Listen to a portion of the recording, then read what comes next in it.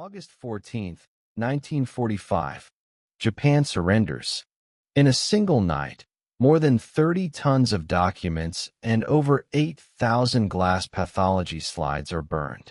But one military unit was so horrifying that its commander, General Shiro Ishii, ordered his men, "If the Americans come, kill yourselves, but never talk."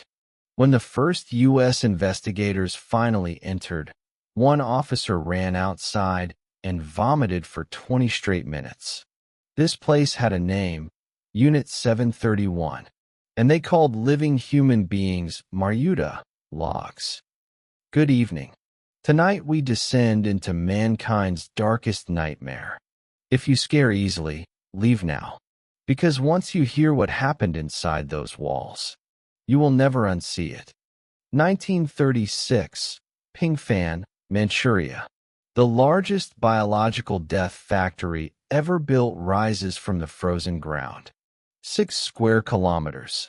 150 buildings. Its own airfield, railway station, school, and power plant. Officially, Epidemic Prevention and Water Purification Department. In reality, the world's first biological Chernobyl. Budget, unlimited. Commander, Lieutenant General Shiro Ishii, a brilliant microbiologist who toured German and American labs in the 1920s and came home with one sentence for Emperor Hirohito. 1 gram of bacteria can be stronger than 100,000 soldiers. The emperor approved. What happened inside? A 7-year-old girl's arms were frozen solid, then shattered with a hammer. The bones turned to powder. Khabarovsk trial, 1949. A pregnant woman in her 8th month was strapped to a table. Doctors removed the living fetus and injected it with plague. Testimony of technician Yoshio Shinizuka, 1997. All blood was drained from a prisoner and replaced with seawater. Death in 47 seconds. Documents handed to Fort Detrick, 1947. Children were locked in X-ray rooms for 8 to 10 hours. Skin blistered. Bones became visible. Then the flesh was peeled off while they were still conscious. Photographic evidence. Harbin Museum. In the pressure chamber, the air was compressed until eyeballs popped out and intestines burst through the anus. U.S. Investigation Report, 1946. The 3-section experiment. A living person was cut into head, torso, and legs, but kept alive as long as possible. Confession of medic Toshimi Mizubuchi. Official death toll inside the camp, at least 12,000. Chinese government estimate, up to 300,000. Most historians today, 30,000 to 50,000 human beings. 1941 to 1944. Over 8,000 civilians from Uzbekistan and Kazakhstan were lured with promises of cotton work in Manchuria. Declassified Soviet NKVD files. 70% ended up in Unit 731 or its branches. Units 162, 516, 1644.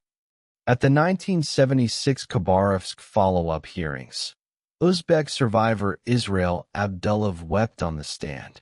"I watched them cut open an 8-year-old Uzbek boy, freeze his intestines, then pour boiling water on them. He screamed for 3 hours before he died." 1940, Ningbo, Japanese planes dropped ceramic bombs filled with plague-infected fleas. Within days, 100,000 civilians fell ill, 50,000 died. 1942, Changda, anthrax released, 10,000 civilian deaths in weeks. Total estimated deaths from Unit 731 field tests, 400,000 to 600,000 innocent people. September 6, 1945. Shiro Ishii hands Colonel Murray Sanders 8,000 pathology slides in glass jars. The offer: all data in exchange for total immunity. America accepts. Result: Shiro Ishii dies peacefully of throat cancer in Tokyo, 1959. Not a single Unit 731 scientist or technician ever stands trial. All research is shipped to Fort Detrick and Dugway Proving Ground. The files remain classified top secret until the 1980s. Today, the Unit 731 complex in Pingfan is a museum.